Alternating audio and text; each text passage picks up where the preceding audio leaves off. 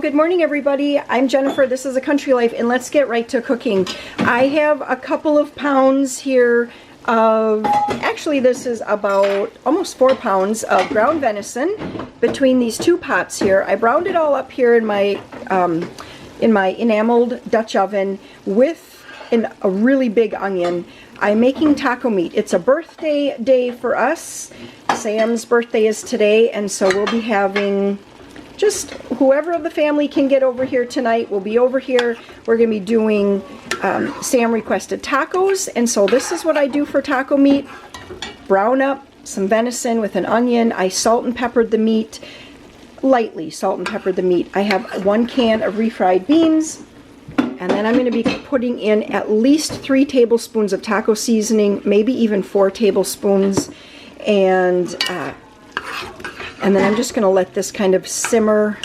It's just going to simmer for about maybe 10 minutes or so once I have all of those ingredients mixed up. In this pot over here, I'm making chili. It's not going to be a huge batch of chili, but at least enough for tomorrow. Today it's going to be in the low 90s, but it's supposed to cool off. We're supposed to get a storm moving through tonight, and that is supposed to bring the temperatures down into the low to mid 70s tomorrow, and I thought that would be a good day to have some chili. I know that, well, you guys know, that's just one of the things we eat a lot of around here, and not enough according to Warren. So that is what's happening here today. I am going to be taking a break and getting back into the kitchen a little bit later to make a cake, so I will see you when we get to that point.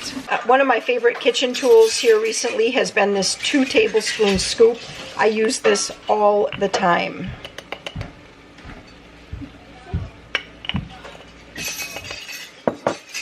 All right, it turned into 4 tablespoons. Thank you to Factor for sponsoring today's video. Factor makes meeting your nutrition goals easier than ever by delivering fresh, never frozen, dietitian-approved meals right to your doorstep.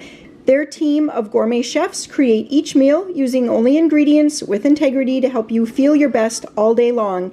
And like many of you, I am looking to keep my protein up. Factor offers Protein Plus meals with 30 grams of protein or more per serving. I think they're a fantastic way for moms to get in a good, high-quality protein, low-carb lunch when you are serving maybe kid meals. You guys know the kid meals, chicken nuggets, corn dogs, tater tots, that kind of thing. But sometimes when we are trying to meet our own wellness goals, it's just nice to have something in the refrigerator that we can pull out. It's ready in 2 minutes. Champignons, or cheese, and chicken, and pork chop. Microwave, heat and eat, high protein, low carb, it is ready to go. Each week they have at least 34 chef prepared, dietitian approved options featuring premium ingredients such as broccolini, leeks, asparagus, a whole variety of meats. They also offer smoothies. Honestly, smoothies are not my thing, but I think that my kids are going to enjoy these. They like that tropical fruit, mango, things like that. I'm going to give the strawberry banana a try here because that is a flavor that I like. If you would like to take it up a notch, Factor now offers Gourmet Plus meals. I'm not sure if I have any of the Gourmet Plus meals here. They come with things such as shrimp and salmon and steak. If you are looking to eat well without the hassle, head to factor75.com or click the link below and use code CountryLife50. That's all capital letters, CountryLife50, to get 50% off your first Factor box. And if you missed that the first time, it is factor75.com or click the link below and use code CountryLife50 to get 50% off your first Factor box. Right, it's a number of hours later now. Actually, I have a new nail color. I went in and got a dip nail manicure done. And what am I trying to say here? When I remember, I like to use the whisk for making angel food cake. So I have this Baker's Corner, which was from Aldi, and I'm just reading the back if I'm supposed to put in a first, let's see what it says. Sprinkle with A and blend a minute. And then high speed for 5 minutes. All right, so let's just get that going. I've got the 1 1/3 cups of water in there.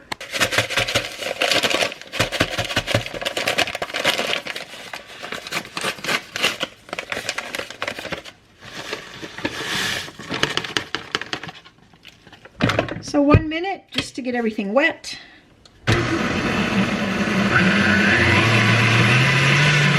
All right, we're at stiff peak stage right there. You can see that they're not curling over at all, the peaks. That's what stiff peak means. If you bring up your mixer and it curls even just a little bit, you need to keep whipping it for longer because that is soft peak form. And it's in this box mix says stiff peaks. So we're at that point. And now it says to pour over a 1/4 cup of B, pouch B, a 1/4 cup at a time. And to like fold in. I'm just gonna go real slow with this. And I'm gonna just keep on little by little. Okay, I'm just gonna fold through. It looks good. Like everything is mixed. Let's get it into a really clean angel food cake pan. You don't need to grease your pan. That is going to make your angel food cake fall. And I guess the idea behind angel food cake is you want it as fluffy as possible. And just lightly spread the batter around so it's nice and even. So ever since we stopped in May with homeschool and are on summer break, we've been keeping track on our refrigerator calendar who is on for the dishes that day. So it rotates between me and the kids. And that has actually been going really, really well. I would say there has been very, very minimal complaining, even if someone didn't do the dishes all day long. And then at like 8:30, 9 o'clock, all of a sudden, I'm like, remember, did you guys check who's on dishes today? It's not me. And they kind of, you know, like that, but no real complaining. I did want to mention that someone in the comments, when I mentioned that last time, somebody had mentioned that in their household, what they do the same thing. But if someone has a really big dishes day, so maybe there was extra people around, or maybe there was a lot of baking or whatever, I guess whatever they consider a big dishes day, then that person gets one less day the next month, if I'm remembering right. I think that's what they said. And so I thought that that was a really good idea. We haven't done that yet because typically if it's a bigger dishes day, I just help the kids, and that's just been working out well for us. So just kind of wanted to give you guys a heads up on that. Sometimes it does work, especially as your kids get older and they've already been trained in whatever it might be, like whatever chore it might be, and they're well trained and they don't need that consistency of practice to get really good at it. And especially if mom gets involved in that, I find that it just seems to go pretty well. All right, I'm just waiting for my oven to preheat to 375 degrees, and then I'll get this in for about 45 minutes. You always want to, with an angel food cake, put the rack to the very bottom and then either take the other rack out or move it to the top. I just moved it to the top this time because there's plenty of space in between there. And then you want to definitely bake. You don't want to underbake. I mean, you don't want to burn your angel food cake either, but you don't want to underbake an angel food cake. The top needs to be really deep golden brown. Then you know it's going to be done, and it's going to be spongy, and it's going to hold up and not sink.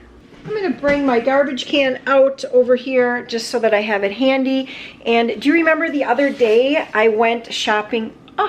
Focus. I went shopping with my mom. We went to Dollar Tree and then we went to Goodwill, and I picked up this 101 cookie recipes book. It was only $2.50 because it was the 50% off green tag. And I thought, I'm just going to look through here and see what I could possibly make. And the very first chapter, which is Cheery Cookie Jar Favorites, and the very first recipe is called Crispy Oat Drops. And I happen to have every single ingredient here, which is butter, sugar, brown sugar, egg, did I get out the brown sugar? Yes, egg, flour, oatmeal, cream of tartar, baking soda, salt, mini M&ms, Rice Krispies, coconut, and chopped pecans. So I have all of those ingredients. I got everything out. And I'm just going to mix these up with my hand mixer in this glass Pyrex bowl here. And yeah, we'll see how these are. This is what they look like. That's the picture. And we'll see how close we can get to that. Actually, they look even a little bit overdone for our liking, so I will cook them a little less. So they're a little lighter and hopefully nice and chewy. First up, it's 2 sticks of butter, which is 1 cup, a half a cup of white sugar, and a half a cup of brown sugar, and then cream that until it's light and fluffy.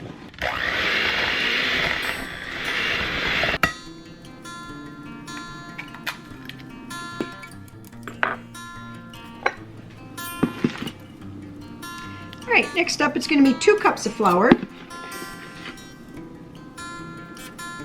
which is a half a cup. And I've said this before, but lots of cookie or baking recipes will call for things to be sifted.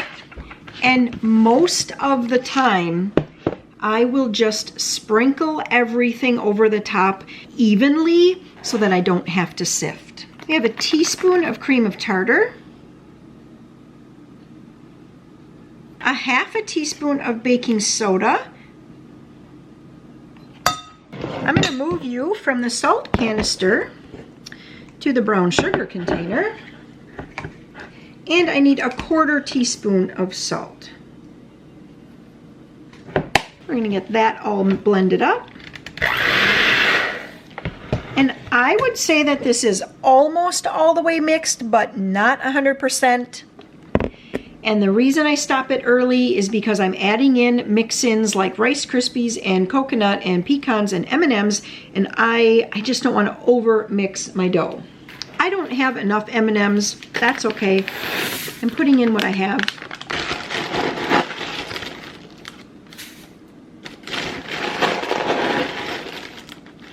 It's a cup of Rice Krispies, a half a cup of shredded coconut. I have flaked, and I also like to use the unsweetened coconut, and a half a cup of chopped pecans.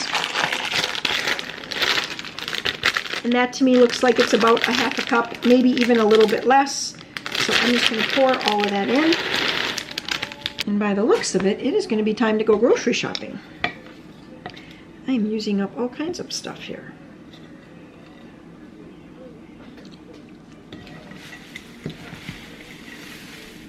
Now I'll just kind of fold in all of this, making sure to incorporate any of the last little bits of flour that weren't mixed in the first time.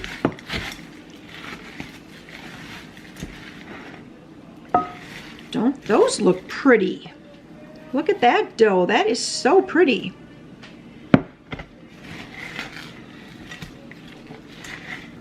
Back to me. Happy birthday to me.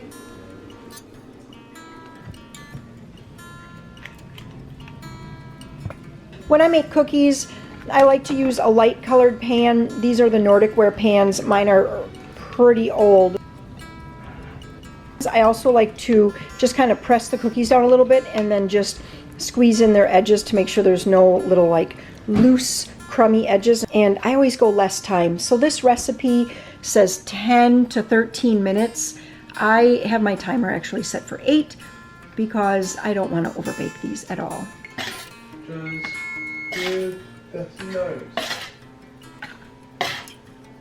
All right, so the cookies are all done, and I had a cookie and Joe had a cookie, and these are really tasty. I mean, what is there really not to love about a cookie with just everything in it? So I think I'm actually going to call these, because the recipe is called something like crispy oatmeal something or another. If I were to head out and say, hey, does anybody want a crispy blah, blah, blah cookie?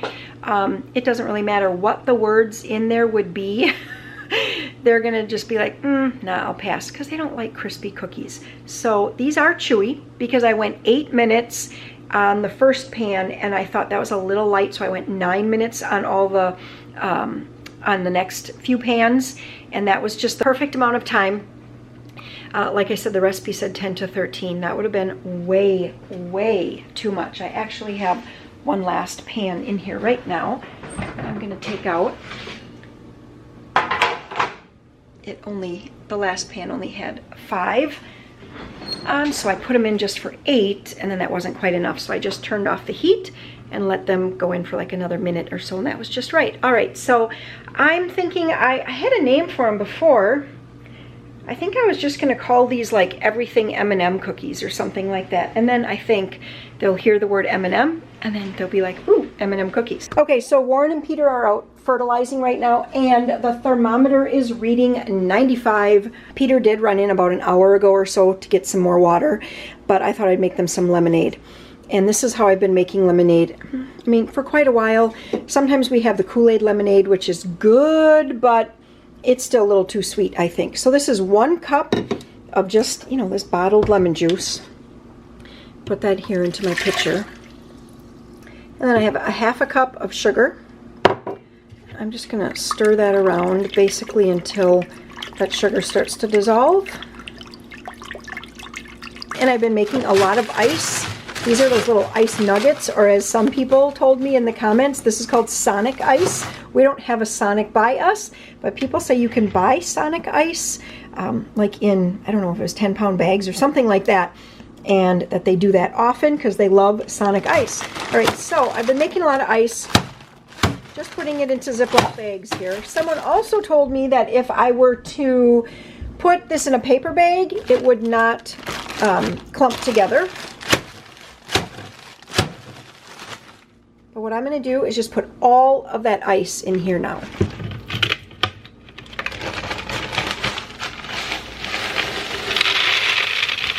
And then I'll fill this up, you know, just like where you normally would, just right at the level of where the cover goes onto. And I'll give it a really good stir. Who's here? Me. Peter? Yeah. Are you guys done? No. Oh, I was just coming to bring you guys lemonade. What? We came to get more water. You came. But has to put another pallet on the trailer. Oh, I see. Okay. I You got stung by a bee? right here. Ooh, did you pick at it? I got the stinger. I see. So you kind of picked at it to get the stinger out. And he didn't get me that good. But enough, huh? Yeah. And it's starting to swell up like right around it. Yeah, it's gonna swell up a little bit for sure. Here's a ice cube. This will feel kind of good. I know it'll kind of hurt a little, but it'll also feel good. All right, well, Peter is in. You guys just heard our conversation probably about him getting stung by a bee. Do you know if it was a honeybee? Yeah, Yeah, it was a honeybee. Was this your first time fertilizing with Dad? Mm-hmm. What do you think about it? It's not fun. It's not. No. Is it the heavy lifting? Is it the heat? Is it the length of time? Probably the heat most. The heat? Yeah. Yeah, it's 95. It seems like every time it's time to fertilize, it's super hot, isn't it? Mm-hmm. Mm-hmm. Well, I'm back in now. I'm gonna get back to the kitchen stuff here. Joe and I were just out. First, he helped me fertilize flowers because it's Monday, so I was putting tiger bloom on everything. And then we moved the cornhole, or some people call it bags, but either way, we moved that over to the east side of the house where it was a little bit shadier, and we played a round of cornhole, Joe and I did, and that was pretty good. So I'm getting back into the kitchen here. We're having the tacos, and we're doing, I feel like we've done the same meal for birthdays forever. It just seems like a lot of my kids request tacos for their birthday, as well as angel food cake. So in a little bit, I'll show you how I make frosting, because was it for my birthday last year? I think it might have been, or was it this year? Anyway, Warren made frosting. Like a cocoa frosting. It's in, I think, cookbook number 1, and it just says mix as usual for frosting. And silly me, I just assumed that everybody knew the usual order for doing frosting, but not everybody knows that. So I'll run you guys through a way of making frosting, like a no-cook version of making frosting. But first I'm gonna chop up a tomato. Today I'm going to be making birthday cake frosting to go onto the angel food cake. And this recipe here, Crisco shortening does work better than like the generic brands or whatever, the store brands.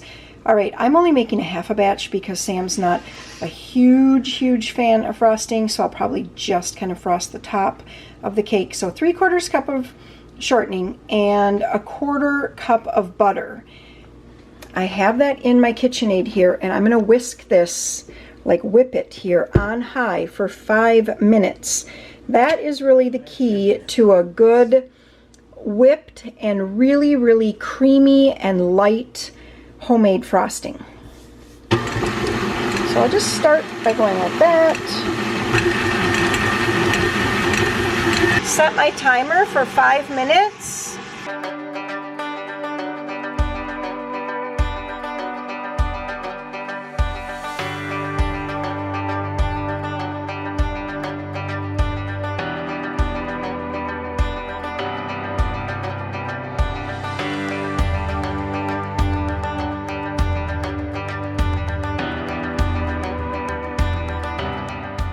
All right, next up, I'm going to put in just a tiny little bit of salt. That was this shaker. The salt does not come out fast at all.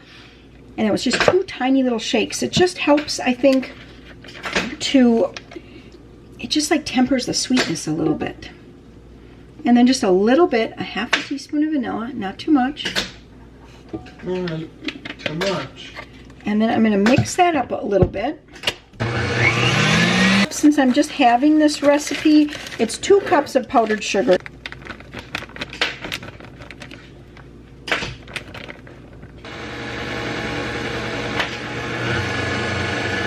All right, the 2nd cup of powdered sugar. I'll also scrape the sides.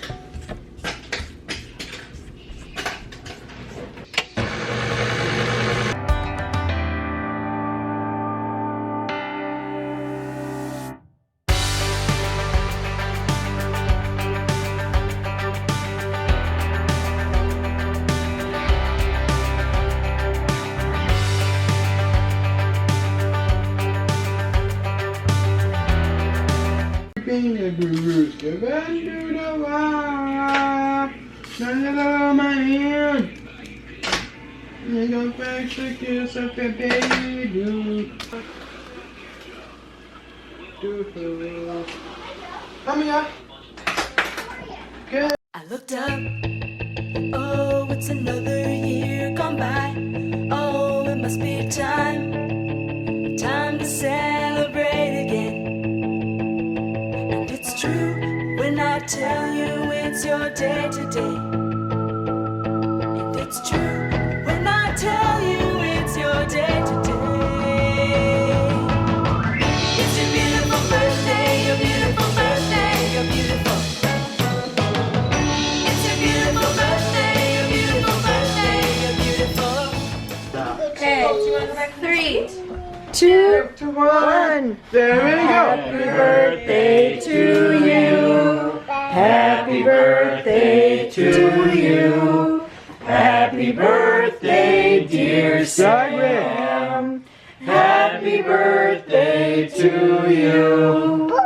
How old are you? How old are you? Make a rap. How Say make a rap. Say make a rap. Say make a rap. Say make a rap.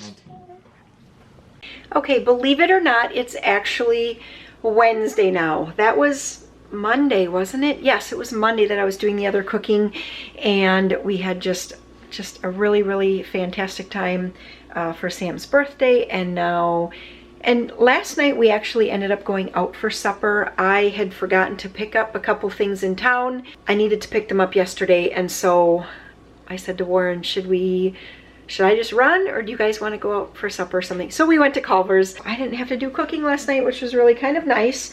And now here we are Wednesday, and it's finally the day to make chili. I know that it looks like it's sunny right now, and it is. It's about 68 degrees. It's been pretty chilly all day today, and it has been raining. It just stopped at about 3:30.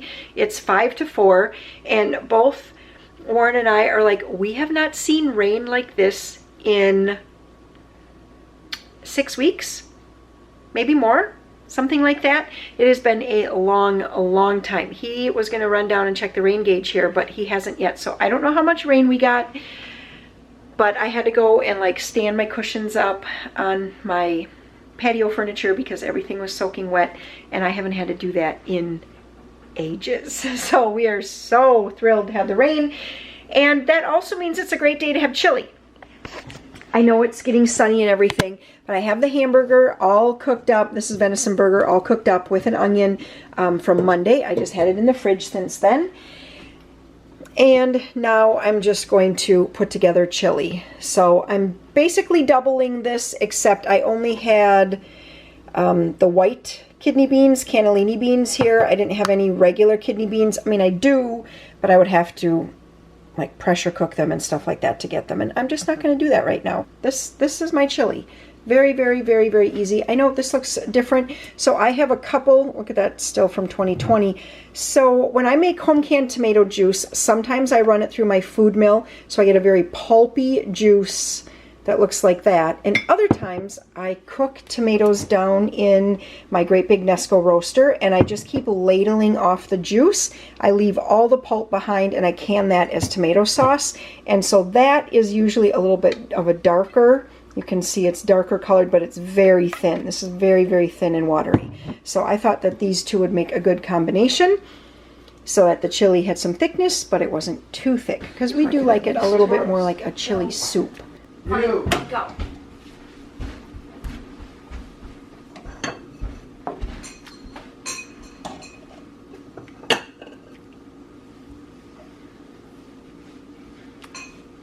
I want to know how full you're going to make it. Well, to make a bowl to fill it to its capacity. If I wanted less, I'd take a smaller bowl. Perfect. Originally, I thought I was just going to do a bunch of cooking on Monday, and I was going to share that all in one video, and here it is. It's Thursday, and I'm still just adding little bits here and there to whatever we've been cooking this week. So for lunch, of course, we had leftover chili from last night, and now just kind of still in my trying to shop the deals and the sales and the clearance, and then cook from whatever I have in my pantry and freezers. I have some 30% off boneless, what does this say? It's upside down, boneless, skinless chicken thighs. I purchased these when they were 30% off, and so that meant that they were, instead of $1.99 a pound, they were, what would that be, $1.40? Would that be 30% off? Be 20, 40, 60. Yes, so it would have been $1.40 a pound for boneless, skinless chicken thighs. And I pulled this Italian dressing from the refrigerator, giant bottle, not very much in it, so I'm going to get that used up. I'm going to get the chicken marinating in that. And then we're also going to spread barbecue sauce on the chicken towards the end of the grilling. It's such a delicious combination. If you are not doing that Italian dressing first to marinate your chicken and then barbecue sauce at the end, it is just so good. And I found these 4 potatoes right over here in this little basket. They don't look that great. I'm just going to I'm going to peel these red potatoes. Normally you shouldn't really have to peel, but these are not looking great. I'm going to peel those, and it seems goofy, but I'm going to make mashed potatoes out of those 4 potatoes. I'm also going to make this small package of yellow rice that I found at the bottom of my pantry, and then I pulled out this can of mandarin oranges. And putting all this together, we are going to have a pull it out of the pantry supper.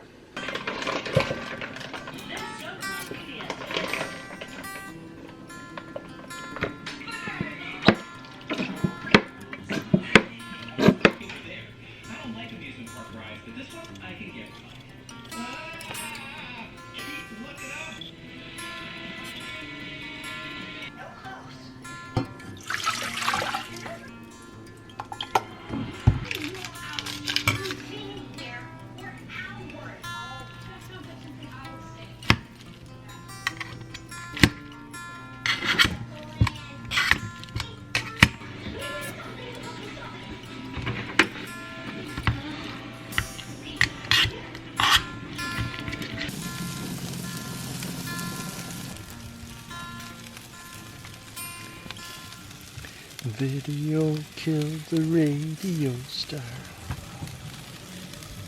I'm sorry, was that out loud? It was. Yep, I got it. So this is how supper is looking. We have the barbecue chicken. We can take the lids off. We have mashed potatoes. Yellow rice. It's really hot. And yellow rice. And all kinds of fishing talk in the background. Are you? The spoon is over there on the counter, honey. Tangled up with the string, so Joe's gonna have some mandarin oranges. like it goes in the water and it's like, and then What?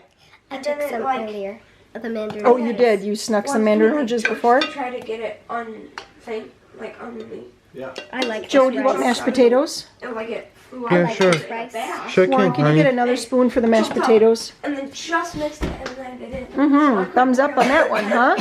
Where it. I guess this is Maria's kind of supper. But they're Yay, she's eating. Wow, Yeah. nobody is going to ever guess that that's your plate, Maria. So today I'm going to be making pull apart patty melt sliders. I found this recipe, I'll show it to you here. It is in the latest Pioneer Woman. Well, anyway, I think it's the latest. It's the summer Pioneer Woman magazine. I'm going to do it a tad different. She does a whole thing with making like a caraway butter. I just wasn't feeling the caraway butter, but I am going to get started on making this sauce. And so I need to put into my little bowl here a 1/4 cup of mayo, 2 tablespoons ketchup, 1 tablespoon of pickle relish, 3/4 teaspoon garlic, and 3/4 teaspoon onion powder, and get that all mixed together.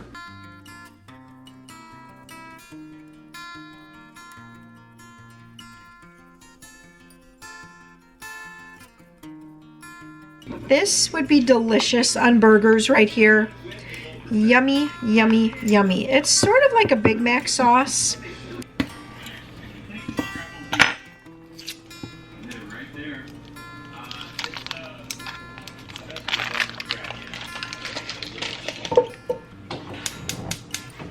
All right, while I wait for the 6 tablespoons of butter to melt in my skillet, I'm using my really large cast iron. I'm going to line this rimmed cookie sheet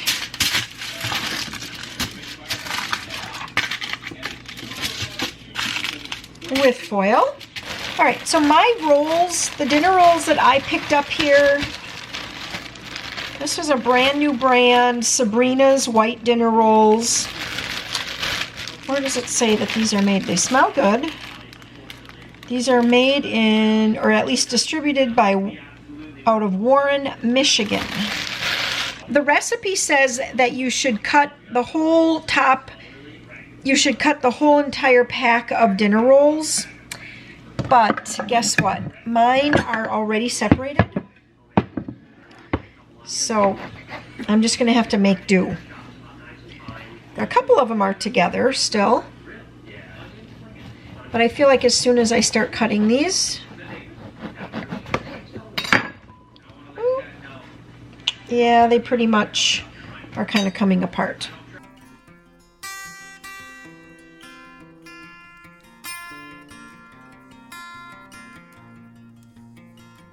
So in place of the caraway seed, I'm just going to use some everything bagel seasoning. I think this is going to work out just fine. I need 2 teaspoons. Is that what I need? I'm going to put 2 teaspoons right into my butter here. Oh, this has actually quite a bit of salt in it. That's going to be a little bit different. Yeah, I'm just going to move this around in here. And there's a little bit of onion in the everything bagel seasoning, so I'm just waiting for that to get to be a little fragrant. And then I'm going to turn off the heat.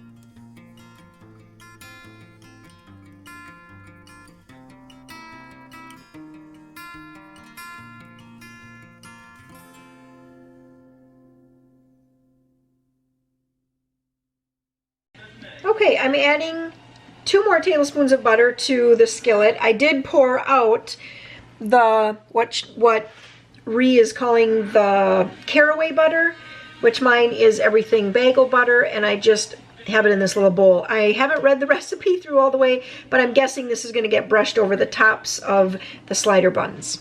to set my oven to broil and put the rolls in and get them kind of toasty.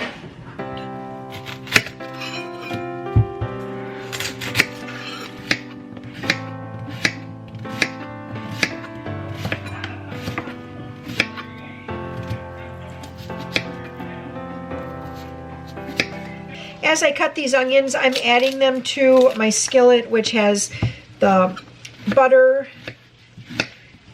melted, and I was supposed to add a little olive oil. I forgot, but I'll add that here in just a second.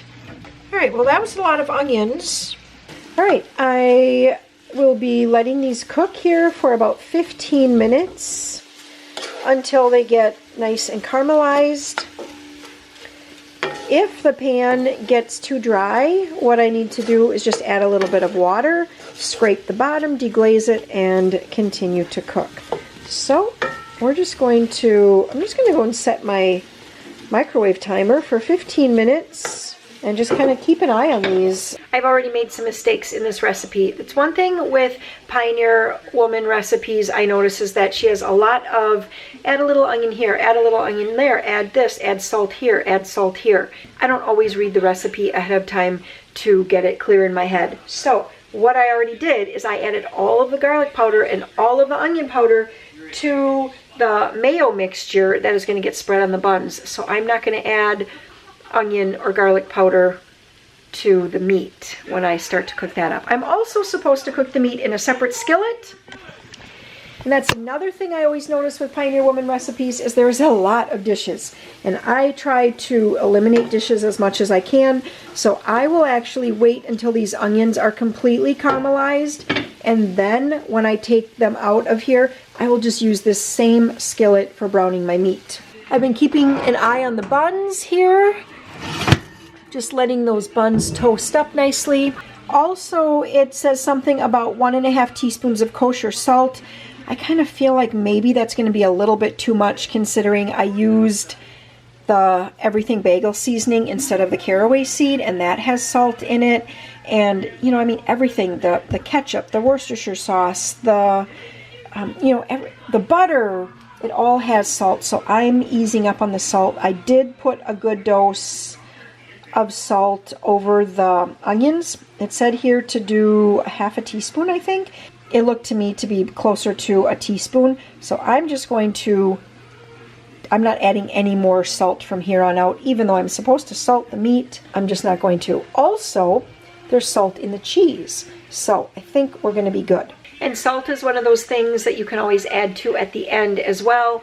So, let's say that we're like, oh, it could use a little bit of salt, but then we can just always add a little bit more then. Oh, is there anything better than fried onions?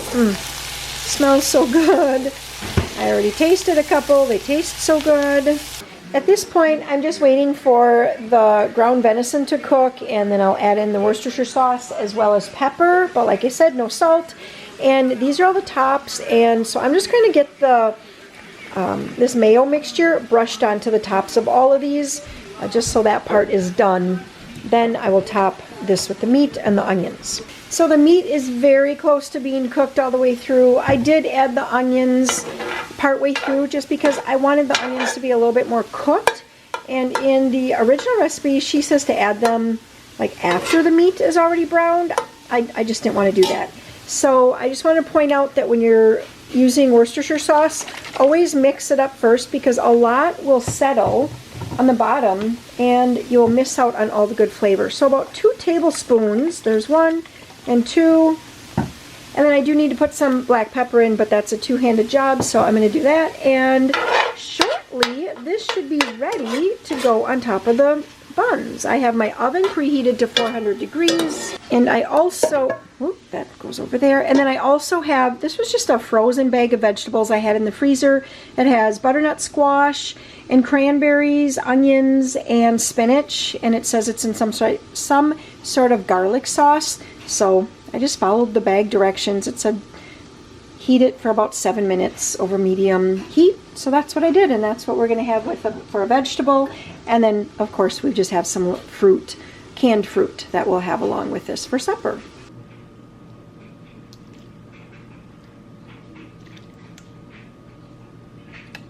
So I can tell already that this would work a lot better if you had the types of dinner rolls like a bakery dinner roll where they were all attached. Since mine are not attached, some of the meat is kind of like falling through. I also see that I have plenty of onions. I don't think I need all of these, but these will make a delicious addition to fried eggs tomorrow for breakfast. And then some Swiss cheese. I like Swiss cheese, and Warren is okay with Swiss cheese. I'm not really sure about the kids so much, but we're just going with it. I want to make these as close to how they called for as possible. I'm going to put these in the oven at 400 degrees for 10 minutes just to get everything warm and toasty again. I'm going to press them down so that everything sticks well. And I forgot, there's one more thing. I need to bring back out the butter that I melted before, which, you know, it's supposed to be that caraway butter, but I changed that up. So just kind of brush the tops of these. Actually, this is working really well because the butter has kind of, it's cooled, and so it's a little bit thicker. It's easier to actually spread. Okay, All right. Christian, I love that day. Yeah, I can't get it. I'm too close. Yeah, put it on your plate. Okay. Give it a try, huh?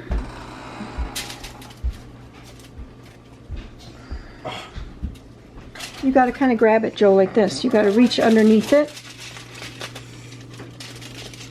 Like that. I'll take two. You want two right away? Yeah. Mama, can I warm up? Oh boy.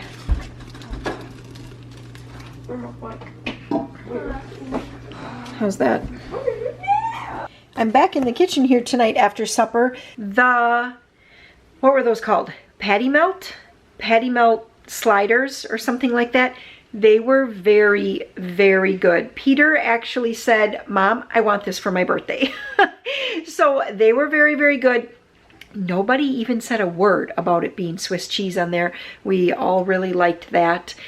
It would have worked a little bit better if all the buns were attached. I think I mentioned that already, but we still made it work. We still served them right up. They were very good. They were in the oven at the end at 400 degrees for 10 minutes. The buns got pretty crunchy.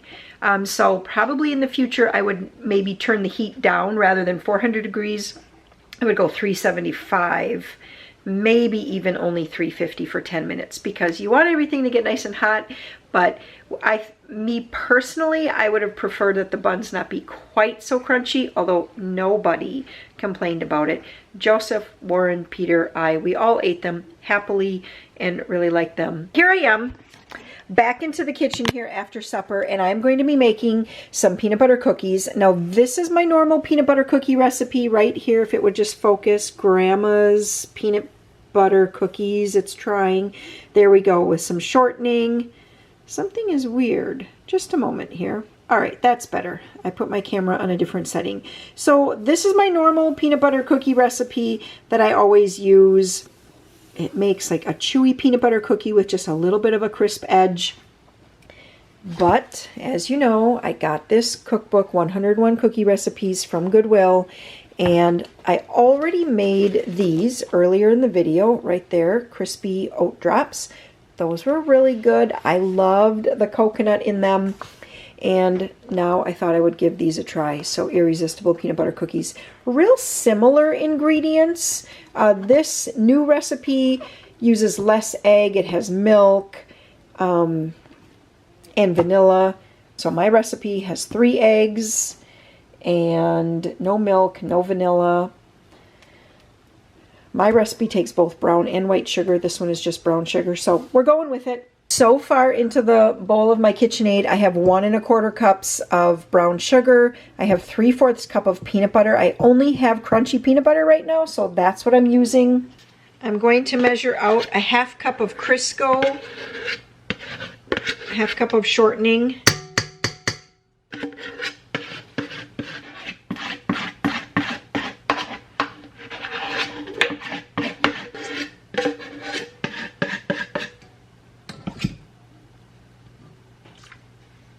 tablespoon of vanilla.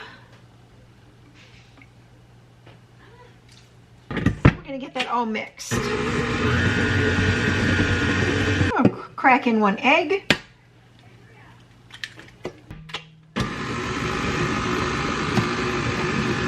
And then I'm gonna do 1 3/4 cups of flour, 3/4 teaspoon of baking soda, and 3/4 teaspoon of salt. That seems a little on the heavy side for salt.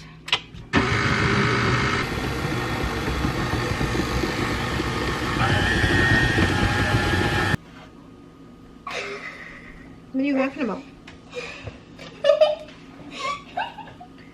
Whenever I make a cookie for the first time, and I'm not exactly sure how much it's going to spread, I often will just do like 12 cookies to my large pan here for the first time, just to see if they spread, do they hold together.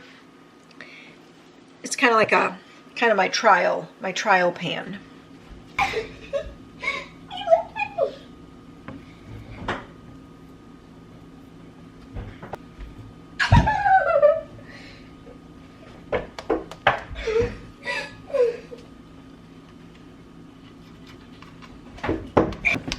It says 375 for 7 to 8 minutes and not to overbake.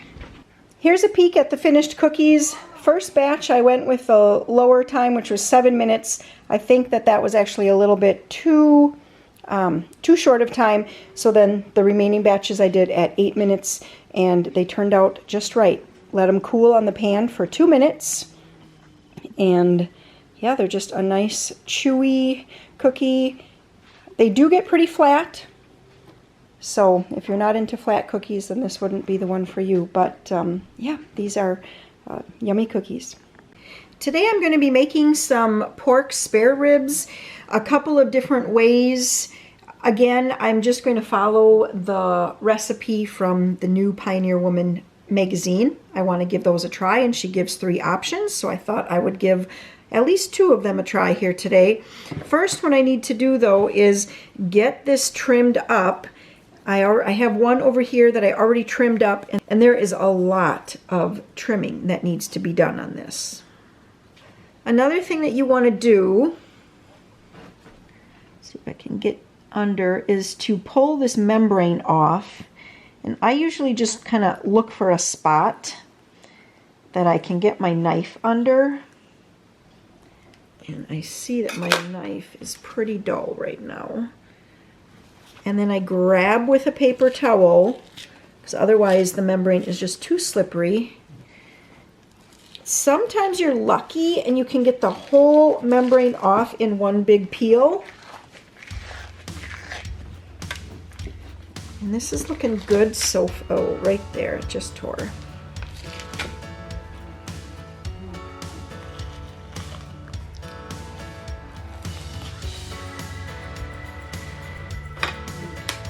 Sometimes you gotta like manhandle the ribs a little bit. And if your napkin gets too wet, then it's time for a new one. I don't know if I have my camera set up properly here for you to see all of this, but I just loosened up another section.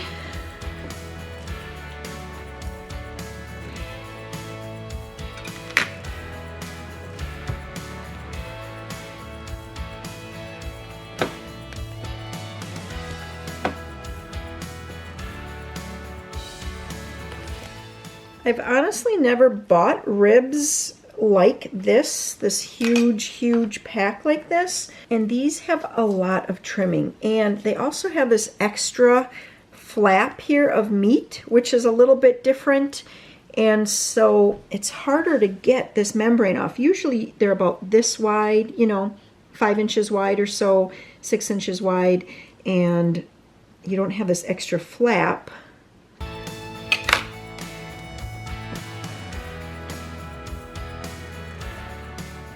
Okay, we'll look at my beautiful brand new crock pot. It is never going to look this shiny again. I just know it. But I love the handles. That was not, I wasn't really expecting that. I didn't look that carefully at it when I bought it. But so pretty. Okay, so this is a big 7/4, and I think that it's, I mean, in my opinion, it's a little bit expensive. 60 bucks. I got it it was like a Prime Lightning deal right away the first morning, and it was only $37.99. So that's why I picked this one up versus just a regular one. I've never had a programmable one, and I am looking forward to that warm setting where you can set it for however many hours and then it'll automatically go to warm. Okay, I need 2 hands. I'm going to get my liner going in here, and I'm going to get some of the ribs situated in the crock. All right, I'm going to mix up the rub here. So I'm going to double the rub since I have so many ribs. So that was 4 tablespoons of kosher salt, 2 tablespoons of black pepper, and then 4 teaspoons each of onion powder. All right, we're back in action, as well as 4 teaspoons of smoked paprika. So in case the battery died before I caught it, it was 4 teaspoons of garlic powder, 4 of onion powder, and 4 of smoked paprika. I'm going to get this mixed up, and then I'm going to rub this on both sides of the ribs.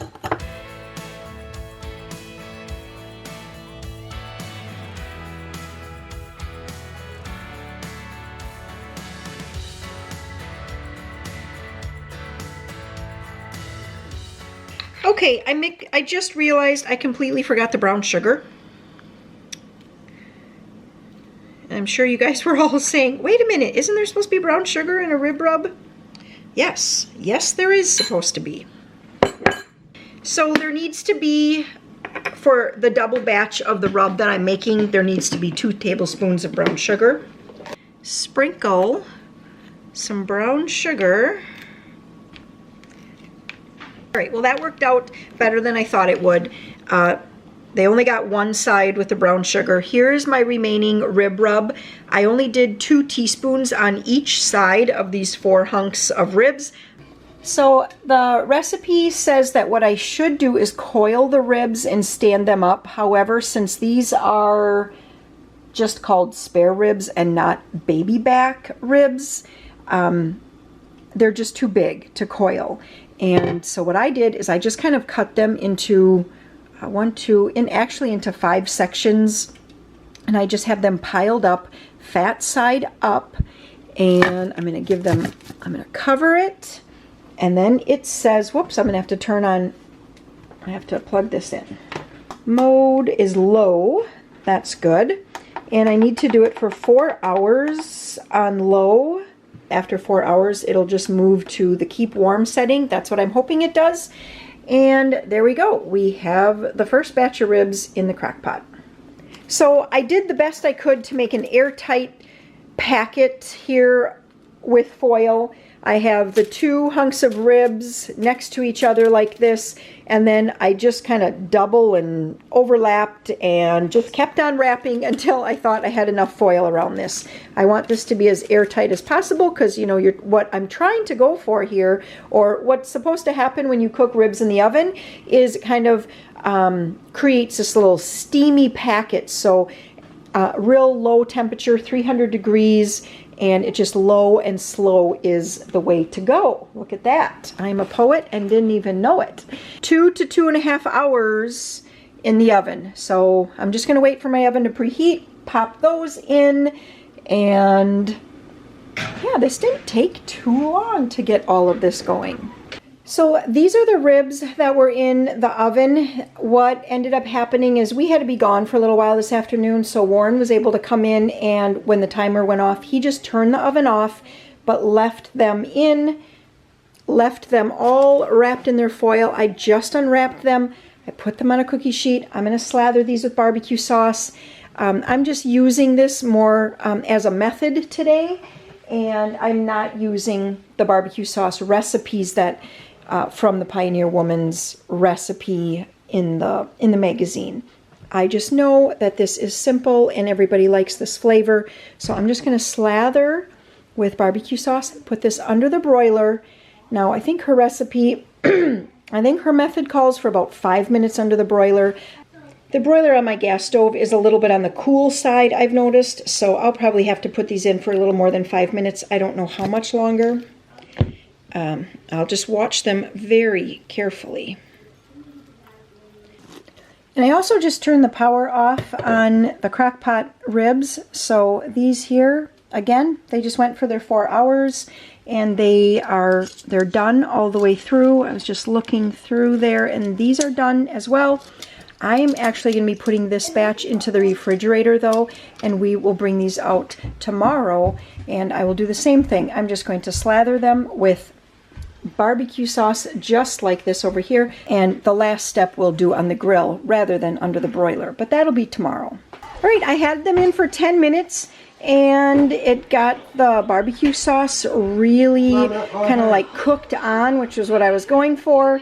It's getting kind of bubbly. I put a little bit more on and I'm just going to brush it around, put it back in for probably just about 4 more minutes.